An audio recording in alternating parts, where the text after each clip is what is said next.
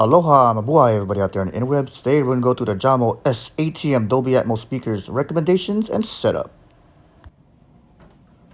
So as always, I want to kind of walk you through, this is the TSR-700, but there should be similar type of options that you have on anything that has Dolby Atmos. So we'll go into the setup, we'll go into speaker, we'll go into configuration,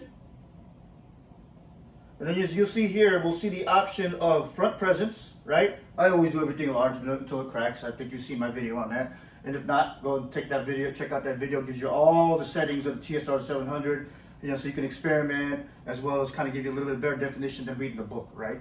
But then it gives you the layout. You got, you have Dolby enabled speaker, and then you have front height, which is more like here, overhead, which is on top of you, kind of like right on top of you where your sitting position is.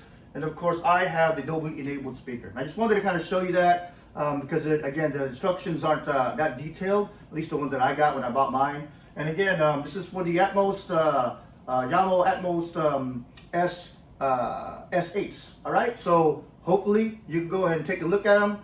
Right now, while I'm filming this at November, day after Thanksgiving, 25th, 2021, they are back ordered until mid-December, and that's how I was seeing that as well. And then right when I saw it, you can actually put yourself on the list, and it'll tell you when it comes in. And I got them right away, but I waited for about 6 months to get them. Okay, I haven't seen them anywhere else like Amazon and all those kind of things either. B&H and those other sites that are very popular. Crutchfield is where I got mine. All right, hope this helps.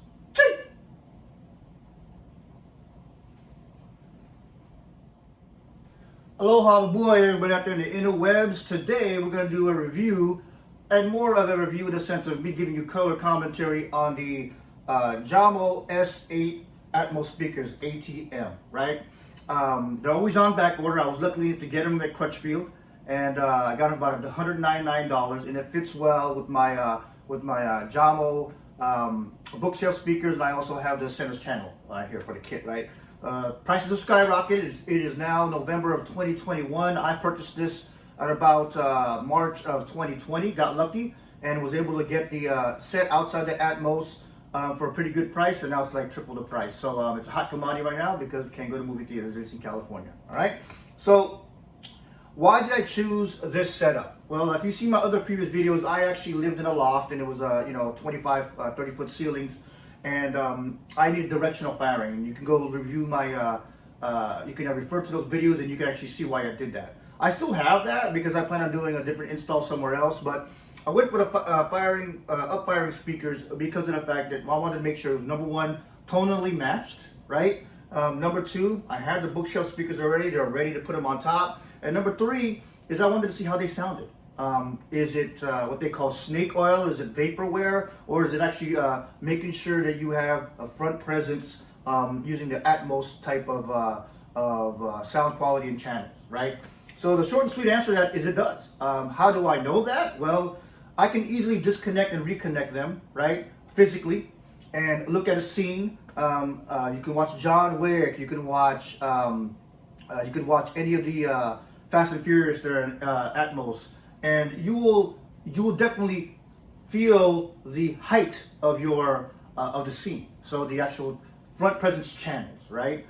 So if you have any questions on how to set it up, especially with the Yamaha or the Denon, which I have, and I'll be doing another review. Hopefully you can see that review on how to do the configuration. Let me know. It's basically default settings, but there are some questions because on the Yamaha specifically, and the TSR-700, it actually asks you, what kind of Atmos speakers are they? Are they front firing and things like that? So just to let you know, default is plenty. I've actually again disconnected and reconnected to make sure I was using the right one. There's not a lot of prescriptive guidance on what that is, meaning like step by step or what it is. It's kind of, I still think it's kind of still new. At the same time, during this filming of this video, there was only like 3. Any kind of information on YouTube about this Atmos, the Jamo Atmos speakers. So, what's the difference between 5.1 and 5.2? I gotta tell you, it is definitely it makes the, I'm gonna use the term, it makes the sound more, you're more immersed in the sound. You actually see, when you're actually seeing the picture and something coming above your head, you're actually getting that. Big fan, of course. I think you know that I'm a big fan of Atmos, and for that pure home theater kind of presence. Again, this is not high-end stuff, right? This is all what I would call budget-friendly. I'm living now in a smaller condo, more regular 8 to 10 foot ceilings, and you know, I have walls pretty much close to me, so it's not really like an open area.